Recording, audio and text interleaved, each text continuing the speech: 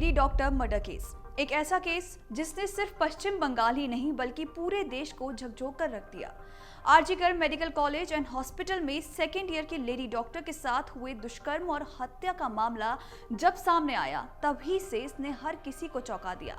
12 साल पहले हुए निर्भया कांड के बाद कोलकाता के इस मामले ने एक बार फिर लोगों को सरकार पर उंगली उठाने को मजबूर कर दिया। मामला 8 अगस्त के दिन हुआ और अगले ही दिन यानी कि 9 अगस्त को मामले का आरोपी संजय रॉय को गिरफ्तार कर लिया गया। पुलिस ने जांच तो की लेकिन कोई ठोस सबूत न मिलने की वजह से Kolkata rape and murder case CBI को सौंप दिया गया और सीबीआई ने अपनी जांच भी शुरू की। लेकिन फिर भी कोलकाता के आरजीकर अस्पताल में लेडी डॉक्टर के रेप मर्डर की मिस्ट्री अब भी अबूझ पहेली बनी हुई है। सूत्रों की माने तो उस रात के 35 मिनट के समय में ही कई ऐसे राज छुपे हुए हैं जो इस केस को सुलझाने में कई हद तक मदद कर सकते हैं। डॉक्टर बिटिया के साथ उस रात क्या क्या हुआ? क्या संजय रॉय ने अकेले हत्या की या कोई और भी शामिल था? सीबीआई के पास अब भी इन सवालों के जवाब नहीं हैं। रिपोर्ट्स की माने तो उस रात के 35 मिनट में कुछ ऐसे राज छुपे हुए हैं जिसे सीबीआई पिछले 10 दिनों में भी नहीं जान पाई है। सीबीआई के पास ना तो बॉडी है और ना ही कोई प्राइमरी एविडेंस। सीबीआई के सामने अगर कुछ है तो कई सवालों की एक लंबी चौड़ी लिस्ट। क्या वाकई में कातिल संजय रॉय है या फिर कोई और? क्या कत्ल एक से ज्यादा लोगों ने मिलकर किया या कत्ल संजय रॉय ने किया और सबूत किसी और ने मिटाए? गौर करने वाली बात यह है कि Kolkata rape and murder case का सच अब तक बाहर नहीं आ पाया है। आखिर क्या राज है जो पर्दे में है?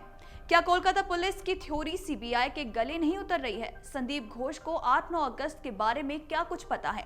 पीड़िता को आखिरी बार जिंदा देखने वाले वो चारों डॉक्टरों ने पॉलीग्राफ टेस्ट से सीबीआई को क्या हासिल हो सकता है? बता दें कि ऐसे कई सवाल हैं जिन्हें लेकर सीबीआई संभल कर इस केस में आगे बढ़ रही है और इन सभी सवालों के जवाब तलाशने में जुटी हुई है।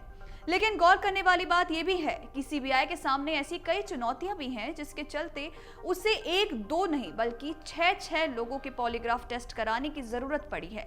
सीबीआई के सामने चुनौतियों का पहाड़ है। सीबीआई के सामने सबसे बड़ी चुनौती ये है कि सीबीआई उन्हीं सबूतों पर जांच करने के लिए मजबूर है जो कि कलकत्ता पुलिस से सीबीआई को मिले हैं, जैसे कि कलकत्ता पुलिस द्वारा लिया गया पीड़िता का डीएनए सैंपल। सीबीआई की केस में एंट्री से पहले ही पीड़िता की बॉडी का पोस्टमार्टम हुआ और बाद में अंतिम संस्कार भी कर दिया गया। इस वजह से अब दोबारा सैंपल नहीं लिया जा सकता। सीबीआई के पास ना बॉडी है और ना ही स्पॉट पर मौजूद पूरे साक्ष्य।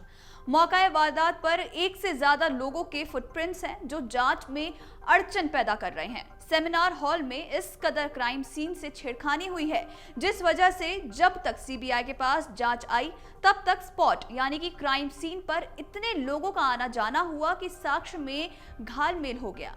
इसकी वजह से वहां एक से अधिक फुटप्रिंट्स मौजूद मिले, इसलिए टेक्निकल सबूत जुटाने में सीबीआई को दिक्कतें आ रही हैं। इतना ही नहीं, आरजीकर अस्पताल के पूर्व प्रिंसिपल संदीप घोष के कंडक्ट को लेकर भी सीबीआई कंफ्यूजन में है। संदीप घोष से पिछले 7 दिनों में 88 घंटे से ज्यादा वक्त तक सीबीआई ने पूछताछ की। वो बार बार एक ही बात कहे जा रहे हैं कि जैसे ही उन्हें पता चला कि हत्या हुई है उन्होंने लीगल प्रोसीडिंग्स की। हालांकि अस्पताल के एक सीनियर सदस्य ने परिवार वालों को गलत इन्फॉर्मेशन दी कि उनकी बेटी की तबीयत खराब है, फिर वो कहा कि बेटी ने सुसाइड कर लिया। एक गौर करने वाली बात यह है कि इस मामले में एफआईआर में भी देरी हुई थी जिस पर सुप्रीम कोर्ट में भी बवाल मचा था। अस्पताल के सेमिनार हॉल का जल्दबाजी में स्पॉट के बगल में रेनोवेशन करवाया गया जिस वजह से सबूत नष्ट हुए और सीबीआई के पास ज्यादातर वही सैंपल हैं जो कलकत्ता पुलिस द्वारा कलेक्ट करे हुए थे। सीएफएसएल ने कुछ और सबूत 3D मैपिंग के जरिए कलेक्ट किए हैं पर वो वारदात के इतने दिनों बाद कलेक्ट किए गए, इस वजह से भी वो सब पर्याप्त नहीं है। इसी वजह से अब सीबीआई को संजय रॉय, संदीप घोष और 4 ट्रेनी डॉक्टर्स का पॉलीग्राफ टेस्ट कराने की जरूरत पड़ी ताकि सीबीआई ये जान सके कि जो स्टेटमेंट इन सभी के रिकॉर्ड किए गए हैं क्या वो वाकई में ठीक है या फिर जानबूझकर किसी को बचाने के लिए पहले से तैयार ऐसे जवाब दिए जा रहे हैं। इन पॉलीग्राफी टेस्ट से सीबीआई अभी तक स्पॉट की स्थिति को कंफर्म कर लेना चाहती है। हालांकि पॉलीग्राफी टेस्ट के मायने कोर्ट में नहीं होते हैं, लेकिन इससे सीबीआई की जांच में काफी मदद मिल सकती है। सूत्रों की माने तो कलकत्ता में हुए इस मामले के अहम सबूत उस रात के 35 मिनट में क्या हुआ उसी पर निर्भर करते हैं।